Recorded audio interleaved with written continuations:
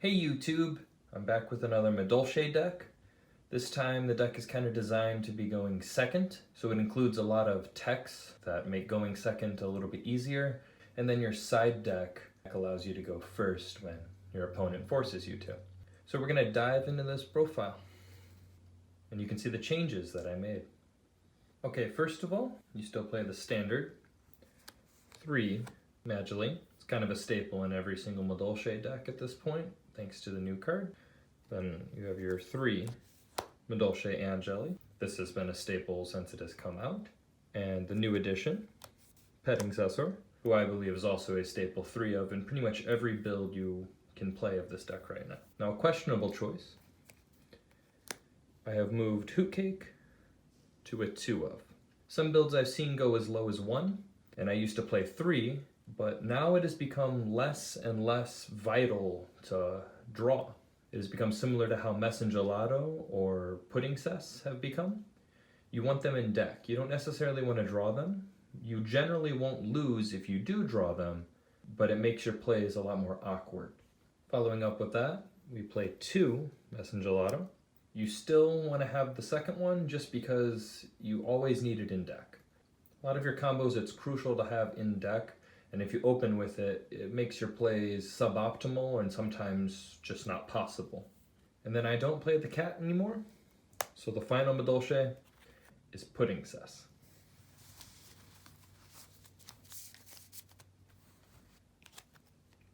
Next off, we play some of the non-Madolche cards.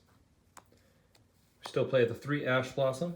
It's still the best hand trap you can play right now. It does conflict a little bit with Petingcessoeur, but it's still crucial enough that it doesn't matter. You still need some type of interruption on your opponent's turn since we are a going second deck, so I think it's okay. A new addition, 3 PSY-Framegear Gamma, and of course the 1 driver to go with it. This card is very good because it banishes itself. It's a hand trap that doesn't actually go to the graveyard most of the time unless you're synchroing with it on your turn. Because of that, it doesn't conflict at all with Petingcessoeur, and in general, the only time it's an issue is when you're already in a position that you're winning. We're still playing the 3 Gameciel, the Sea Turtle Kaiju. Since we're going second, this is used to clear out any type of boards. It's very good against Salamangreat. It's very good against Sky Striker. It's okay against decks like Thunder Dragons and Orcust when they go first because it at least deals with one of the problem cards they put on field. Another amazing card is Dinowrestler Pankratops. This is still just insane. It's very versatile. It's good almost against every single deck. I don't think I side this card out unless I plan on going first. This card is just, it's too good. You should be playing this in almost every deck, or at least siding it, in my opinion. Following that up, we have our 2 Madolche spells. I've considered bumping Chateau up to 2, just because it is a great extender for some of your plays, but I am not entirely sure if I want to do that because it is, in theory, a brick, but it does allow you to do some interesting OTK plays if you play a second copy. We're still playing the standard, in my opinion, Called by the Grave. You still lose to hand traps, so you still need to play Called by the Grave. Hand traps have become a lot bigger of a threat this format, primarily because of Salamangreats. They're maining anywhere between 9 or more hand traps. That's kind of an issue for this deck. I got DD Crowed a lot. I didn't think that would actually be an issue, but it is. I also play 1 Upstart Goblin, and my tech is 1 Book of Moon. I'm not entirely sure if either of these are necessary at this point. These are probably the only 2 cards I would consider cutting, but I'm not entirely sure what else I would put in outside of potentially a second Chateau. Book of Moon, I didn't really draw very much in my testing. I haven't really seen if it's helpful. In theory, it deals with a card on my opponent's side of the field and it can be used defensively to dodge a couple hand traps. So it seems good in theory, but we'll see. Now on to traps. We play 3 main decked, evenly matched. We're trying to go second. This can just be a blowout in some matchups. You can either bait things out with Pankratops or the other follow-up card, Red Reboot. If you open both of these against your opponent's 4 or 5 set cards, you're probably going to win. If it's Salamangrates, they think they have the counter trap and they'll be fine. And then you evenly match them, they negate it, you Red Reboot them, and then they lose pretty much their entire field. They're down to 2 cards.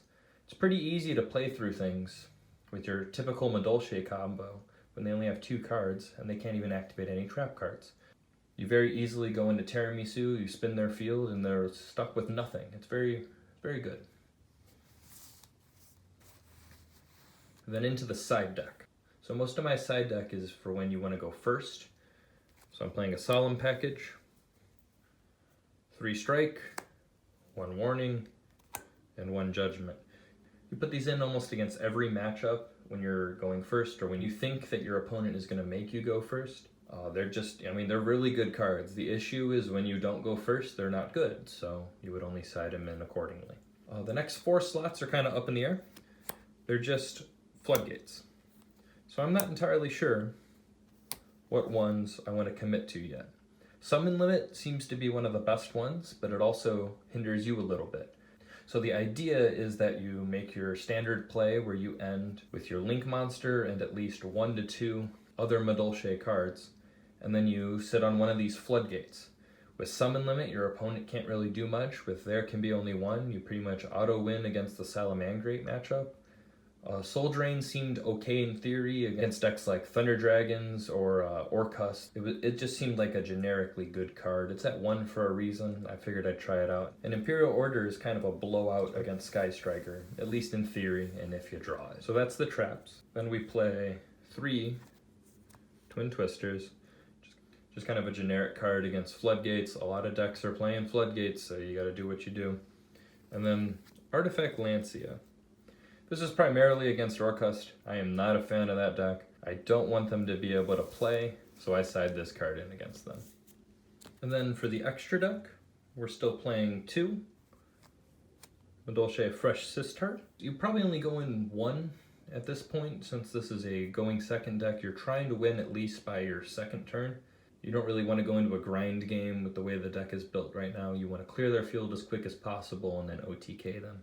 So 2 is sufficient. Along with that, we have Missus Radiant.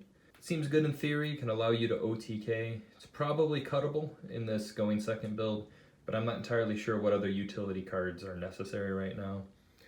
Then we have a standard Knightmare mini package right now. Just Phoenix and Unicorn. Deal with Floodgates. There can only be 1 is kind of an annoying card right now. Cards like Summon Limit can hurt this deck. So if you manage to stall for a few turns, you can go into Phoenix and then get rid of that. Also, we play Decode Talker and Borreload Dragon.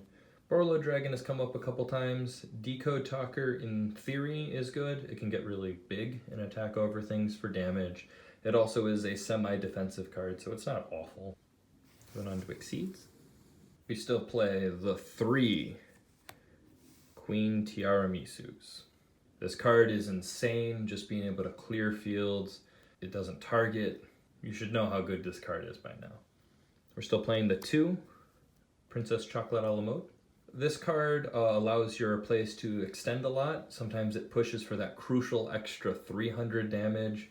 There's a lot of instances where it's a make or break kind of thing, and sometimes you just need to end on this card just to put on a little bit more pressure on your opponent so they don't summon a big monster and attack over you. Then we're also playing Exciton and Tornado Dragon. They're versatile. They're very good against stun matchups such as Guru Control and potentially Altergeist. Any kind of deck that wants to slow you down by playing a bunch of Floodgates. These are good cards against that. Tornado Dragon can let you snipe at least 2 Floodgates, and Exciton can just clear the board and put you in a winning position. And then also we play 1 PSY-Frame Lord Omega because there is a cute little interaction where if you tribute your Anjelly and they try and ash you, you can activate your Gamma, negate it, summon your 2, go into Omega, and then you banish Omega to snipe a card from their hand and continue with your play. It's really good in theory. It doesn't come up very often, but I figured we kind of have space right now, so we're going to try it out.